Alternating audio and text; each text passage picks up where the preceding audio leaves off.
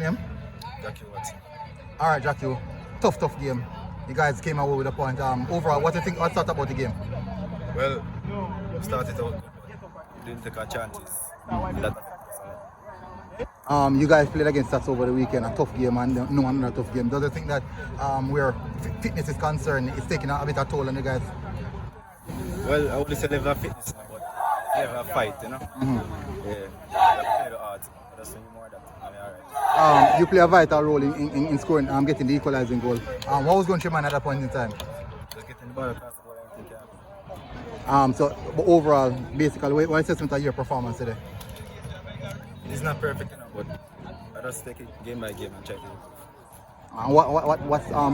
What's your target for this season?